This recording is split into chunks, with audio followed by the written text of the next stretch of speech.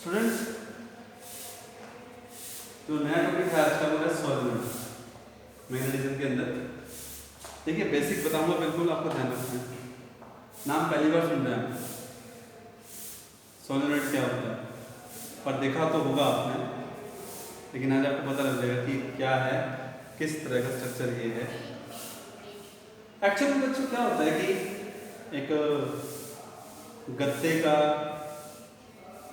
बना हुआ cylindrical shape का कोई भी, जैसे आप लकड़ी का टुकड़ा भी ले सकते हो, ठीक है। उसके ऊपर आपने ना तार लपेट दी, वायर कॉपर की, किसकी? कॉपर की, ध्यान रखना अपनी बात। तो उनके बीच में क्या नाम है, प्रॉपर गैप भी थोड़ा बहुत होगा, गैप रखना चाहते रख सकते हैं। तो ऐसे जो स्ट्रक्चर बन के तैयार हुआ, दैट इज सॉल्वेंट। एक insulated copper wire is bound around a cylindrical shape cardboard. मेरी बात ध्यान से ना, इसमें लिखा हुआ इंसुलेटेड कॉपर वायर। क्या मतलब हुआ? कॉपर वायर तो समझ में आता है, पर उसके आगे इंसुलेटेड शब्द का इस्तेमाल क्यों किया गया? क्योंकि जब उसको लपेटेंगे ना, कार्डबोर्ड के ऊपर जब कॉपर की वायर को लपेटेंगे ना, तो उस कॉपर की वायर के ऊपर, कॉपर की वायर ऐसे नहीं लिया कि भाई कॉपर की वायर, प्योर कॉपर की वायर थी और लपेट दिया। एक्चुअल में ना कॉपर वायर के ऊपर इंसुलेशन होता है। हम लोग जैसे कोई वायर नहीं लगाते हैं स्विच में, तो डायरेक्ट उसके अंदर की वायर ना होती है, उसके बाहर जो कवरिंग होती है ब्लैक कलर की, जिसे हम इंसुलेशन बोलते हैं, पीवीसी इंसुलेशन कहते हैं ना। तार को छीलते हैं, तार को छीलने का मतलब क्या होता है? जो उसके ऊपर की कवरिंग होती है, ताकि अंदर से जो कॉपर मटेरियल, जो भी कॉपर मेटल है, आयरन जो भी है, एल्यूमिनियम, उसको फाइंड आउट, उसको बाहर निकाला जा सके, उस वायर को, इस पार्ट। तो इंसुलेटेड का मतलब ये प्योर कॉपर वायर को नहीं लपेट रहे हैं, बल्कि इंसुलेटेड कॉपर वायर को लपेट रहे हैं किसी कार्डबोर्ड के ऊपर। कार्डबोर्ड की शेप सिलेंड्रिकल है, और ऐसे में शेप कैसे बनेगी पता है? जैसे साइकिल के स्टैंड का स्प्रिंग देखा होगा आपने, साइकिल के स्टैंड का स्प्रिंग होता है ना, स्प्रिंग जिसकी लेंथ ज़्यादा होती है, डायमीटर कम होता है। एक्चुअल में उस शेप को ना हेलिक्स कहते हैं, हेलिक्स, HELIX। और इलेक्ट्रिसिटी की भाषा में, इलेक्ट्रिसिटी के अंदर जब किसी कार्डबोर्ड के ऊपर किसी वायर को लपेटा जाता है ना, और उसकी शेप उस स्प्रिंग जैसी हो जाती है, तो उसे सोलेनॉइड कहते हैं। बेसिकली उसे आप हेलिक्स भी कह सकते हैं, इसमें कोई बुराई नहीं है। तो जैसे मैं डायग्राम आपके अगर सामने बनाऊं, तो ट्राई टू अंडरस्टैंड, प्लीज समझने की कोशिश कीजिएगा। मान लीजिए कि मैंने एक सिलेंड्रिकल शेप का कार्डबोर्ड ले लिया। ऑब्वियसली ये आपको 3D में, 2D में आपको ये सिखाया, पर 3D में समझने की कोशिश करें। 2D की चीज़ को 3D की चीज़ को 2D में समझने की कोशिश करें कि सिलेंडर है ये, लाइक ये जो पेन होल्डर है ना, ये सही बात है, ये एग्जाम्पल सही है आपके सामने कि ये शेप सिलेंड्रिकल है। अब मैं इसके ऊपर ना एक किनारे से ना वायर को लपेटता लपेटता दूसरे किनारे तक ले जाऊंगा। डायग्राम में कैसे शो करेंगे, प्लीज ध्यान से देखें, समझें। मैं थोड़ा गैप बना के दिखाऊंगा आपको ऊपर। जैसे क्या किया कि कोई वायर थी यहाँ से, ठीक है, अब दूसरी तरफ से पलट के लाया उसको, है कि नहीं, ये फिर यहाँ से फिर लपेट दिया, फिर यहाँ से फिर लपेट दिया, समझे ना? लपेट रहा हूँ वायर को, बाउंड कहते हैं इसे। लपेटने में क्या बोलते हैं? बाउंड। वायर को लपेटना, बाउंड करना।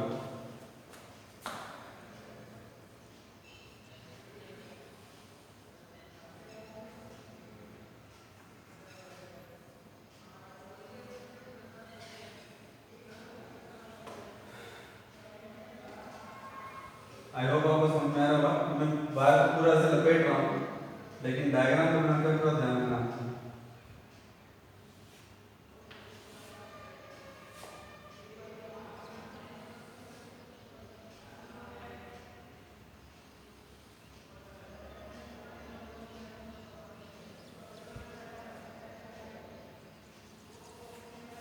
ठीक है, आई होप यू अंडरस्टैंड।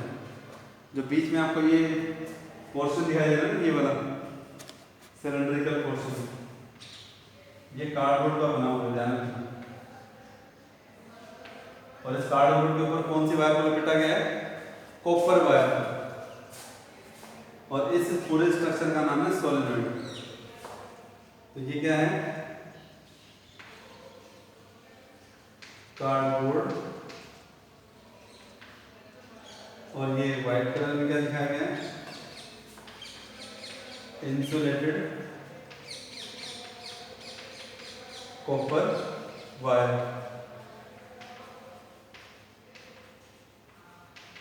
ठीक है बच्चों, यहां तक तो चलो सही है, स्ट्रक्चर आपको समझ में आ गया होगा। लेकिन ये किस काम आता है? क्या ये काम करता है? कैसे काम करता है? अभी सवाल वही है हमारा। अभी तो हमने सिर्फ स्ट्रक्चर की पहचान की है। हमारे सामने तो सोलेनॉइड का मीनिंग अभी अब निकल कर क्या है कि सोलेनॉइड होता क्या है? होता है एक इलेक्ट्रिकल कंपोनेंट ही है, एक इलेक्ट्रिकल डिवाइस ही होता है। सिलेंड्रिकल शेप कार्डबोर्ड के ऊपर वायर को लपेट देना, जिसकी लेंथ ज़्यादा हो, डायमीटर कम हो, उसे हम सिलेंड्रिकल हेलिक्स या सोलेनॉइड कहते हैं। अब एक पॉइंट और देखिए, अगर इस सोलेनॉइड को हम लोग एक्सटर्नल बैटरी यानी कि सोर्स से कनेक्ट कर दें तो क्या होगा? चलिए आइए सर्किट को पूरा करते हैं।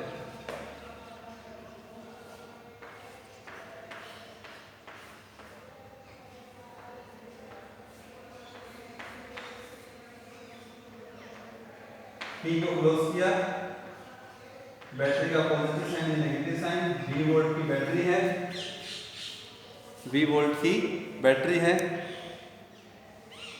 ठीक है। अब करंट फ्लो होना शुरू हो जाएगा। आपको मालूम ही है कि करंट का फ्लो होना शुरू हो गया,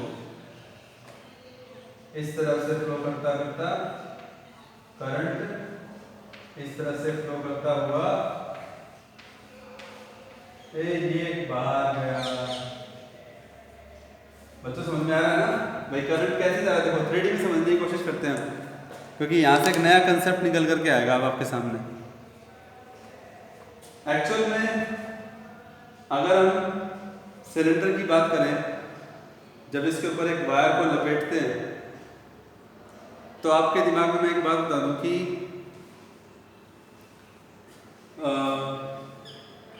एक टर्न जो सर्कुलर शेप है वो एक अपने आप में एक कंडक्टर है, अपने आप में एक मैग्नेट है। एक सर्कल, क्योंकि जब हम लपेटते चले जाते हैं तो कई सारे सर्कल बनते हैं, तो हर एक सर्कल, आप लोगों ने भी लास्ट टॉपिक पढ़ा था कि magnetic field due to a circular shaped wire. तो आप खुद देख सकते हैं कि अगर मेरे पास सिलेंड्रिकल शेप का कार्डबोर्ड होगा और जब हम उसके ऊपर वायर को लपेटेंगे तो उसकी शेप सर्कल जैसी हो जाएगी। अब आप लपेटते जाइए तो कई सारे सर्कल बनेंगे। हर सर्कल अपने आप में एक मैग्नेट है। मैं ऐसा क्यों कह रहा हूं? क्योंकि जितने ज़्यादा सर्कल बनेंगे, जितने ज़्यादा टर्न्स होंगे, इसका मतलब है कि उतना ही स्ट्रॉन्ग मैग्नेट बनेगा वो। और मैग्नेट तो हो ही गया, क्योंकि आप जानते हैं कि करंट कैरिंग वायर है, करंट फ्लो उसमें करेगा ही, तो मैग्नेट की तरह तो वो बिहेव करेगा ही करेगा, इसमें तो कोई दो राय नहीं होनी चाहिए। नंबर 1।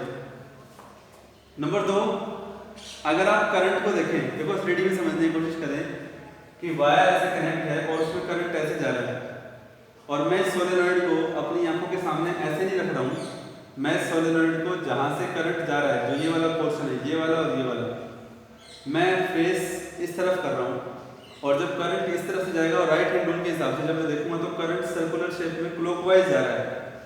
मेरी बात को समझने की कोशिश करें, बिल्कुल जैसे ही सिलेंडर है वैसे ही मैंने 3D में समझने की हम यहाँ पे कोशिश कर रहे हैं कि जब हम वायर को लपेट रहे हैं, लपेटते लपेटते जब हम देखते हैं कि करंट जो है, क्योंकि बैटरी का पॉजिटिव यहाँ है, यहाँ से करंट आया और वो इस तरह से घूम रहा, घूमते घूमते घूमते घूमते घूमते घूमते वो यहाँ से निकलता हुआ नेगेटिव की तरफ चला गया, नेगेटिव से पॉजिटिव की तरफ, और इस तरह से सर्कल पूरे क्लोज पाथ में करंट जो है वो मूव कर रहा है, फ्लो कर रहा है। तो अगर मैं सिर्फ प्रॉपर फेस की बात करता हूँ तो उस प्रॉपर फेस में अगर हम देखें तो करंट क्लॉकवाइज घूम रहा है। और आप अच्छे से जान लें कि जब जहाँ पे घूमने वाली बात आ गई, सर्कुलर वाला कंसेप्ट, क्लॉकवाइज अगर करंट हो तो वो हिस्सा कैसा दिखाई देता है? साउथ पोल जैसा। कैसा दिखाई देता है? साउथ पोल जैसा। तो इसका मतलब सोलेनोइड का जो ये वाला फेस है, ये वाला फेस आपको कैसा दिखाई देगा? साउथ पोल जैसा।